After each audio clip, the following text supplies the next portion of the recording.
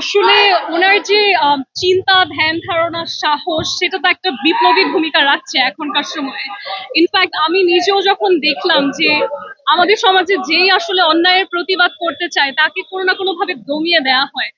ওনার আল্লাহ ওনাকে জান্নাত নসিব করুক। বাট ওনাকে দিয়ে আমি আসলে আরো বেশি ইন্সপায়ার্ড হই যে আমার উপরে যত অভিযোগ বা যত আক্রমণ সেগুলোকে যাতে আমি সাহসের সাথে মোকাবেলা করতে পারি। আমি কিন্তু অ্যাকচুয়ালি আদির কাছ থেকে ইন্সপায়ার্ড এই ব্যাকগ্রাউন্ডে। এবং অনেকেই জানে না যে আমি কিন্তু আসলে পলিটিক্যাল ফ্যামিলি থেকেই বিলং করি। সো এখন যখন মানুষ আমাকে জানছে, they are more aware of my plans and strategies and work. হচ্ছে আমি গণ অধিকার পরিষদ বলি কিংবা আমি কংগ্রেস পার্টি বলি কিংবা লেবার পার্টি বলি, আলহামদুলিল্লাহ each and every political party যারা বাংলাদেশে কাজ করছে, they have been super supportive of me.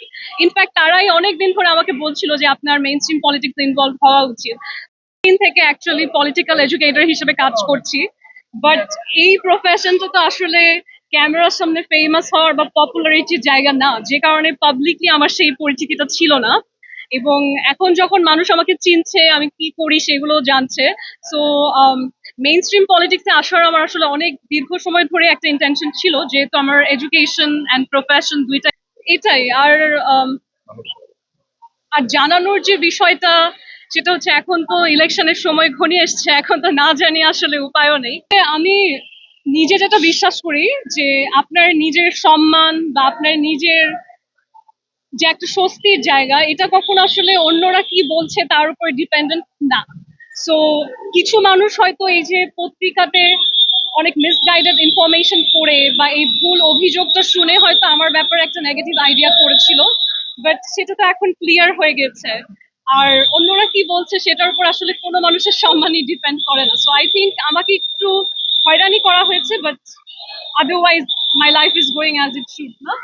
Actually I got super lucky, আলহামদুলিল্লাহ, যে আমাদের যত মেইন স্ট্রিম দল আছে, আমি বিএনপি বলি বা তাদের ছাত্র দল বলি কিংবা হচ্ছে, আমার মনে হয় যে এই দুই একটা উটকো কমেন্টস কে করছে ডাজন্ট ম্যাটার, যারা রাজনীতি বোঝে, রাজনীতি করছে, তারা কিন্তু আমাকে অনেক সুন্দরভাবে সাধুবাদ দিয়ে ওয়েলকাম জানিয়েছে। সো আমার মনে হয় যে যারা রাজনীতি বোঝে না তারা কি বললো সেটা খুব একটা গ্রাহ্য করার প্রয়োজন নেই। আমি ঢাকা ৮ আসনের ভোটার এবং আমার জন্ম, বেড়ে ওঠা সবকিছুই হচ্ছে circuit house road, Bailey road. আমি বিকারুন্নisa নূন স্কুলের স্টুডেন্ট। আমরা যে আমার ফ্যামিলি বোন, আমরা ৪ বোন, আমার কাজিনস, আমরা সবাই বিকারুন্নisa নূন স্কুলের স্টুডেন্ট ছিলাম। তো ঢাকা ৮ আসন আসলে আমার home, it's my home, it's my neighbourhood. তো ওই জায়গার মানুষের সাথে অবভিয়াসলি আমার বন্ডিংটা ফ্যামিলির মতো। তো নির্বাচনে দাঁড়ালে নিজের এলাকা ছেড়ে অন্য কোথাও আমি কেন যাব?